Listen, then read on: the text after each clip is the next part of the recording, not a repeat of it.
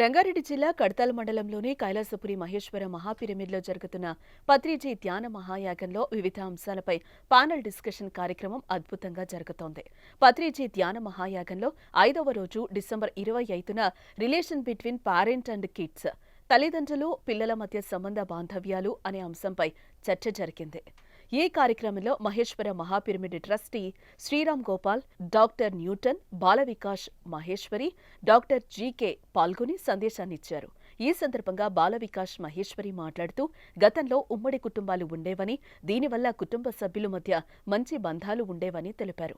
ప్రస్తుతం బిజీ లైఫ్లో తల్లిదండ్రులు పిల్లలతో ఎక్కువ సమయం గడపడం లేదని, దీనివల్ల సమస్యలొస్తున్నాయని తెలియజేశారు. అనంతరం డాక్టర్ జీకే మాట్లాడుతూ విద్యార్థి దశ నుంచే విద్యార్థులకు ఆత్మవిద్యను బోధించాల్సిన అవసరం ఉందని తెలిపారు. డాక్టర్ న్యూటన్ కొండవీటి మాట్లాడుతూ చిన్నతనం నుంచే పిల్లలకు ధ్యానం, శాకాహారం గురించి బోధించాలని తెలిపారు. పిల్లలకు ఏం కావాలో తల్లిదండ్రులు అర్థం చేసుకుని అది వారికి అందివ్వాలని సూచించారు. అనంతరం ధ్యానులు అడిగిన ప్రశ్నలకు చక్కటి సమాధానాలు చెప్పి వారి సందేహాలను నివృత్తి చేశారు.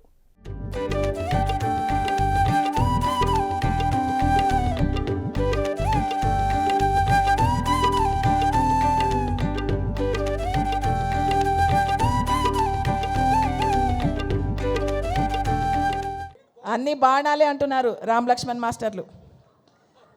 బుల్లెట్ దిగినట్టు దిగినాయి మాటలు, బుల్లెట్ దిగినట్టు దిగినాయి మాటలు. సో ఇవాళ మనకి అమ్మగారు మేడం గారు మాట్లాడిన ప్రతి మాట కూడా అసలు ఈ ప్రపంచంలో, సంసారంలో, ప్రపంచంలో అసలు ఎలా బతకటం అనేది, ఎంత ప్రేమతోటి, ఎంత కరుణతోటి బతకటం అనేది, ఆ మాట అనేది నా గుండెల్ని అలా కదిలించింది. నా బంగారు తల్లి, బంగారు తల్లి, బంగారు తల్లి. Thank you. పాపం హ్యాపీనెస్ని పంచుకోవాలనుకుంటున్నారు అమ్మారు. సో ఇవాళ ఎంతో చక్కగా మనకి పత్రిజీ సందేశాలు ఇచ్చారు. 2 ముఖ్య పాయింట్స్ మనందరికీ అందించారు. ఒకటి ఏంటంటే, ఫస్ట్ నిన్ను నువ్వు హృదయపూర్వకంగా ప్రేమించుకో, హృదయం నిండుగా ప్రేమించుకో, నిన్ను నువ్వు ప్రేమించుకో, నువ్వు ఎలా ఉన్నా సరే నిన్ను నువ్వు స్వీకరించుకో, నిన్ను నువ్వు ప్రేమించుకో అని చెప్పేసి అన్నారు. దై love my self with all heart అంటే మొత్తం హృదయం నిండుగా నిన్ను నువ్వు ప్రేమించుకో అని అన్నారు. హృదయంతో ప్రేమించుకో నిన్ను నువ్వు. హృదయం అంటే మొత్తం అన్ని కలుపుగోలుతనము, ప్రేమతత్వము, కరుణ అన్నీ మీ వైపు మీరు ఫస్ట్ చూపించుకోండి. ఎలా చూపించుకుంటాం? మనని మనం ప్రేమించుకుంటూ, మనతో మనం ఉంటూ, ధ్యానం చేస్తూ మనని మనం ప్రేమించుకోవచ్చు. 2వ పాయింట్ ఆయన ఏం చెప్పారంటే, దై లవ్ నైబర్. మిమ్మల్ని మీరు ఎలా అయితే హృదయపూర్వకంగా, హృదయ నిండుగా ఎలా అయితే మిమ్మల్ని మీరు ప్రేమించుకుంటారో, అలాగే మీ పక్కన కూర్చున్న వారిని కూడా ప్రేమించండి. ఇంటింటా భగవద్గీత, నెల్లూరంతా భగవద్గీత అనే కాన్సెప్ట్తో గత 2 సంవత్సరాల నుంచి మేము చేస్తున్నటువంటి నెల్లూరులో ప్రతి ఇంట్లో భగవద్గీత ఉండాలి,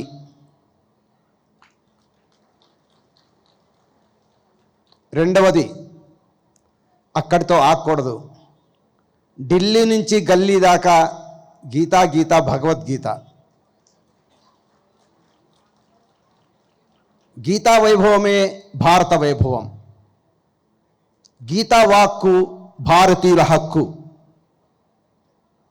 గీత నేర్చుకో, రాత మార్చుకో. భగవద్గీత భక్తి భారతీయులకు విముక్తి.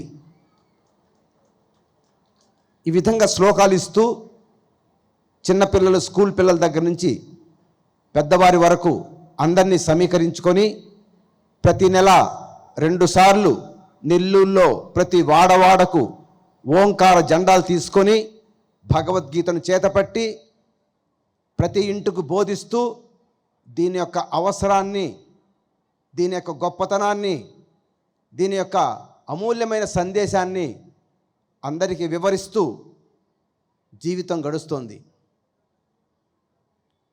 అంతేకాకుండా మిత్రులారా,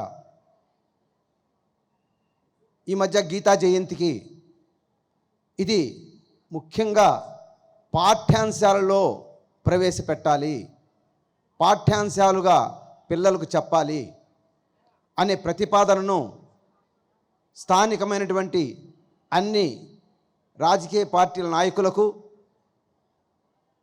పెద్దలకు వినతి పత్రాలు అందించడం జరిగింది. ఏంటి భగవద్గీత అంత అమూల్యమా అనుకుంటే, ఇది సనాతన గ్రంథం స్వామి, సనాతన గ్రంథం, భారతీయుల ప్రామాణిక గ్రంథం. ద్వాపర యుగంలో కృష్ణ భగవానుడు చెప్పినటువంటి గ్రంథం. సుమారు 5166 సంవత్సరాల క్రితం ఈ భగవద్గీత పుట్టినరోజు. ఈ భగవద్గీతే అన్ని గ్రంథాలకు, అన్ని మతాలకు సర్వాధారమై ఉన్నది. ఇది వాస్తవం మిత్రులారా. ఇప్పుడు చెప్పాం 5167 సంవత్సరాలని. ఆ తర్వాత బుద్ధుడు ఇదే విషయాన్ని 2500 సంవత్సరాల క్రితం చెప్పాడు. అంటే భగవద్గీత వచ్చిన తర్వాత 2500 సంవత్సరాలు. ఆ తర్వాత 500 సంవత్సరాల తర్వాత యేసుక్రీస్తు జెరూసలేంలో ఈ భగవద్గీతను బోధించారు. ఆ తర్వాత 500 సంవత్సరాల క్రితం మహమ్మద్ ప్రవక్త ఇదే సూత్రాలను అరబ్బీలో బోధించారు. కావాలంటే వెతికి చూసుకోండి.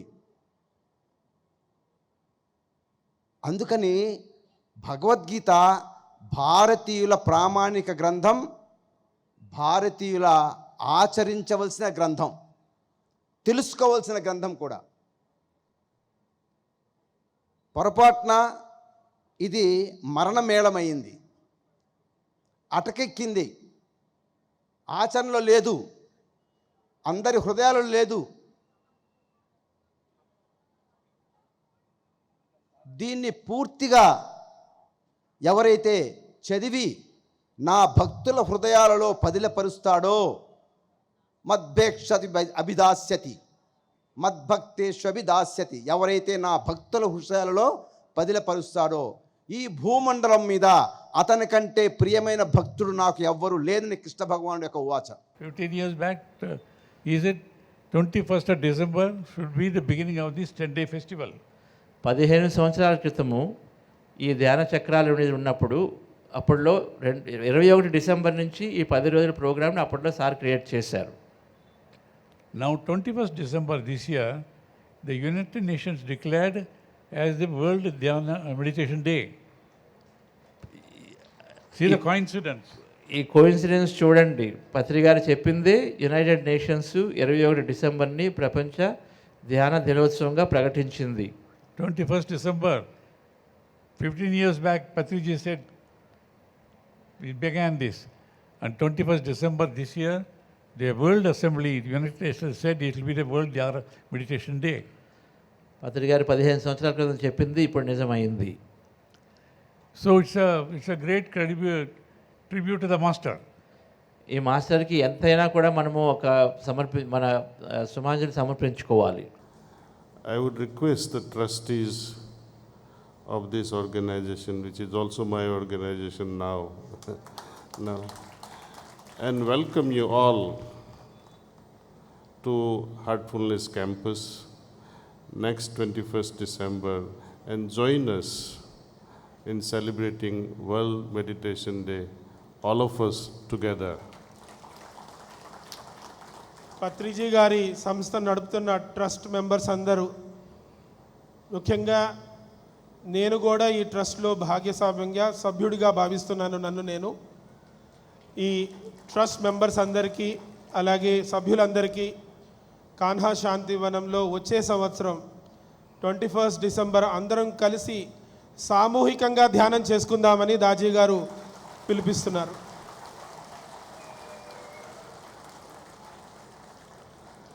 I welcome you all with all my hearts. Please do come. అందరినీ నా హృదయాంతరాల్లో ఉన్న ప్రేమతోటి పిలుస్తున్నాను, తప్పకుండా రండి అని అంటున్నారు. I like to share something which has made me think many a times why many religions, many spiritual groups don't come together.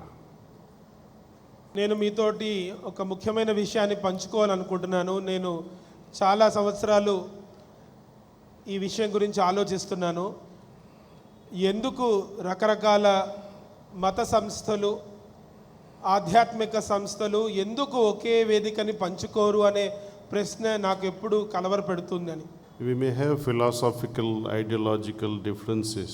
Our identification with philosophies can be different.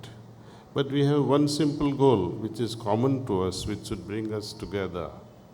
That common goal is God realization. I can learn from you, you can learn from us. మనం తత్వం వల్ల, సిద్ధాంతాల వల్ల రకరకాల నమ్మకాలని మనం పెంచుకోవచ్చు, అందులో తప్పేం లేదు. కానీ అన్ని తత్వాలకి, అన్ని సిద్ధాంతాలకి కామన్ ఒకటే సూత్రం అన్నమాట, భగవత్ సాక్షాత్కారం. ఈ భగవత్ సాక్షాత్కారాన్ని అందరం కలిసి నేర్చుకోవచ్చు. నేను నేర్చుకుంటాను, మీరు నేర్చుకోండి అని అంటున్నారు. నమస్కారం, అందరికీ క్రిస్మస్ శుభాకాంక్షలు. రోజు చూస్తున్నాను ప్రోగ్రామ్స్ అన్నీ చాలా బాగా జరుగుతున్నాయి. అందరూ ఎంతో ఆనందంగా సెలబ్రేట్ చేస్తున్నారు. ఎప్పుడైనా ధ్యానం యొక్క ప్రాముఖ్యత ఇంత ఉంటుంది అని ఎవరూ అనుకోలేదేమో. కానీ పత్రిగారి కృషి ఊరికే పోలేదు. 40 ఏళ్ల ప్రయాణం అయినది ఈ ధ్యాన ప్రపంచాన్ని స్థాపించడానికి, ప్రతి వాళ్ళ దగ్గరికి ధ్యానం తీసుకెళ్ళడానికి. ఎడతెరిపి లేకుండా ఆయన ఎప్పుడూ ప్రయాణం చేస్తూనే ఉన్నారు. మీరందరూ ఈరోజు ఇక్కడ హాయిగా కైలాసపూర్లో ఉండి ధ్యానాన్ని ఆస్వాదిస్తున్నారంటే పత్రికారి కన్న కళ ఇది. వేల మంది వచ్చి ధ్యానం చేయాలి, ధ్యాన జగత్తు కావాలి, శాకాహార జగత్తు కావాలి, అన్ని చోట్ల పిరమిడ్లు రావాలి. ఇది ఆయన కోరిక. నా ధ్యాన ప్రయాణం 1985లో స్టార్ట్ అయింది. ఆ రోజు నుంచి కూడా ధ్యానం పట్ల, ధ్యానంలో ఏదో సాధించాలి అనే ఉద్దేశంతో నేను మొదలెట్టాను. అప్పట్లో ఇప్పుడున్న వాళ్ళు ఎవరూ లేరు, కేవలం నేను ఆయన ఉండేవాళ్ళము. అలాగా నేను ధ్యానంలోకి ఎంటర్ కాగానే నాకు ప్రథమంగా కనిపించింది యేసుక్రీస్తు మాత్రమే. ఆయన నాకు వచ్చి నా ధ్యానంలో కనపడి ఎలా రోగాల్ని నయం చేయాలి అనే విద్యని నేర్పించారు. అప్పట్లో ఇలా ఒక మనిషికి ఇలా నేను చేయగలడు అనే జ్ఞానం కూడా మాకు లేదు కనుక అదొక వింతగా అనిపించింది. చేశాను కొన్నాళ్ళు. ఇలాగా పత్రిగారు కూడా చాలా సింపుల్ వర్డ్స్లో ధ్యానం, శాకాహారం, లేకపోతే ఆనాపానసతి, శ్వాసమిది ధ్యాస, ఇలాంటి చిన్న పదాలతోనే సారాంశం మొత్తం, ఆధ్యాత్మిక సారాంశం అంతా ఇచ్చేశారు అందరికీ. ఆయన ఎప్పుడు పెద్ద వర్డ్స్ వాడలేదు. డైమండ్స్ అంట, గెలాక్సీస్ అంట, ఇవన్నీ ఎప్పుడూ ఆయన మాట్లాడలేదు. అవన్నీ అవసరం కూడా లేదు మనిషికి. మనం ఉన్న చోట మంచిగా ఎలా ఉండాలి అంతే, అది చాలు. మనం రోజువారీ జీవితంలో మనం ఎలా ప్రవర్తిస్తున్నాం, ఎలా జీవిస్తున్నాం, ఎలా మాట్లాడుతున్నాము, ఎలా ఒదిగి ఉంటున్నాము, అందరికీ మర్యాద, ప్రేమ ఎలా పంచాలి, ఇదే నేర్పించేవారు ఆయన. ఎలా భోంచేయాలి, ఎలా తినాలి, ఎలా వడ్డించాలి, వంట ఎలా చేయాలి, ఇవన్నీ నేర్చుకుంటే చాలు. అంతేగాని మనం ఏదో లోకాల్లో ప్రయాణించడం కానీ, ఏదో లోకాల్లో చేసేయాలని కానీ అంత అవసరం లేదు మనకి ప్రస్తుతం. జీవితం చాలా సింపుల్, ఆధ్యాత్మిక అంతకంటే సింపుల్. ఆ సింపుల్ వర్డ్స్లోనే మనం అన్నీ నేర్చుకోవచ్చు కూడా. ధ్యానం చేస్తే చాలు, దానంతట అవే అన్నీ వస్తాయి. చాలామంది చెప్తుంటారు ఈ లోకాలు, ఆ లోకాలు. కరెక్టే, ఉంటాయి, ఉండొచ్చు కూడా. కానీ వాటి కోసం మనం లేము, మన కోసం ఉన్నాయి. మనం ధ్యానం చేస్తే మనకే వస్తాయి. కేవలం ధ్యానం ఒకటే మార్గం ఎక్కడికైనా వెళ్ళడానికి. సూక్ష్మ శరీర యానం అంటారు, మూడో కన్ను తెలుసుకుంటుంది, ఇవన్నీ ఉంటాయి. బట్ మనం దేనికోసం చేస్తున్నాము, మన్ని మనం తెలుసుకోవడం కోసం చేస్తున్నాము ధ్యానం. సంసారంలో మన యొక్క బంధుత్వాల్ని కానీ మన యొక్క రిలేషన్షిప్స్ కానీ మంచిగా పెట్టుకోవడం కోసం మనం ధ్యానం చేస్తున్నాము. అది ఒక్కటి మనం తెలుసుకుంటే చాలు. అందరినీ ప్రేమగా చూసుకోవడము, మన సెల్ఫ్ ఇంపార్టెన్స్ని తగ్గించుకోవడము, అహంకారాలను తగ్గించుకోవడము, ఇవన్నీ చేశామంటే చాలు, మనం ధ్యానులమే, ఇంకేమీ చేయక్కర్లేదు. ఇవాళ రోజున అందరినీ ఇలాగా మీతో అందరితో మాట్లాడడం చాలా ఆనందంగా ఉంది. Thank you very much.